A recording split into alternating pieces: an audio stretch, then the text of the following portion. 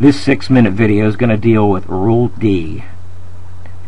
And I think before we can understand Rule D, we need to study the evolution. So here's your lecture before we get to the 3 short clips. AIFA, Seasons 1 and 2. Players put the ball into the stands after every fumble recovery, interception, touchdown. The fun thing to do was, let's see how high we can throw the ball into the stands, or let's toss the ball to our cousin, or hand the ball over the dashboard to a friend. As you might imagine, countless number of footballs were lost by the owners, by the players' action. Enough footballs go into the stands during the regular course of the game to keep the fans happy. The owners did not want the players tossing balls or handing balls into the stand at every bend.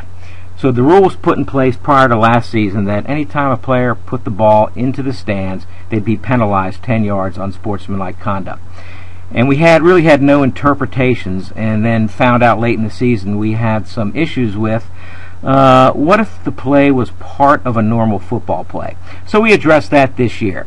The important thing for the officials to remember is that this is a fan-friendly game. If a player scores, they can certainly celebrate as long as it's not excessive, and again, that's up to the official's discretion, and as long as it is not taunting or an abuse of an opponent in an unsportsmanlike manner. So the players can celebrate. However, coaches, tell your players, if they spike the ball, perfectly okay, but if that spike carries the ball up and over the dashboards into the stands, the player will be flagged for unsportsmanlike conduct. Remember that, officials. They can spike it, but if the spike goes into the stands, it's a penalty.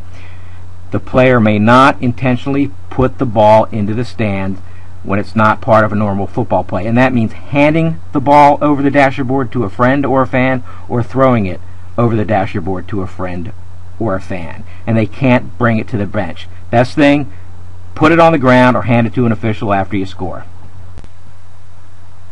First clip we're going to take a look at is our first interpretation under Rule D.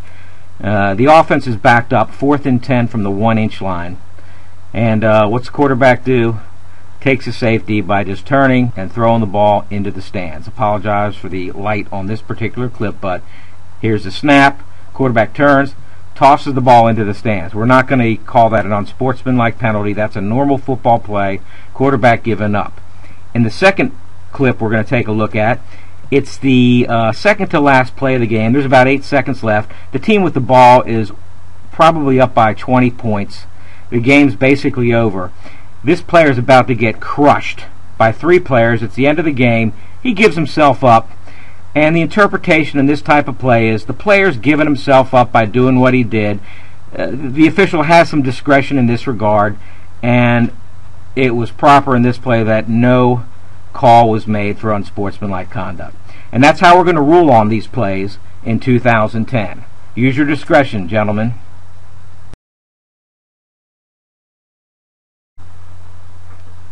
The third and final clip we're going to take a look at doesn't deal with players putting the ball into the stands. Rather, it deals with the football hitting an overhead structure on a non-kick scrimmage play. And of course, our rules do cover kicks when they hit an overhead structure. What's that? An instant dead ball. But the rules last year didn't cover what happens if a non-kick scrimmage play, i.e. a pass play, and the pass hits an overhead structure. We did not have a rule in place for that, and in fact we had no plays like that until we got deep into the playoffs. So the clip you're going to see is I'm going to stop talking and you're going to hear what happened actually during the game while the clip was being filmed. And we did not have a rule in place, so the referee, using his quick thinking and Rule Q, which is command decision, made the proper decision, which makes absolute sense on the play, and we got the call correct. And this is how the plays will be called in 2010. If a pass play hits an overhead structure, the ball is dead. So take a look and listen in to the commentary, and you'll see that the referee really did a nice job on this play.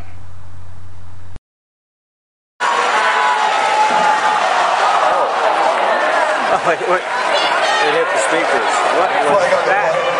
What was that? The ball hit the speakers.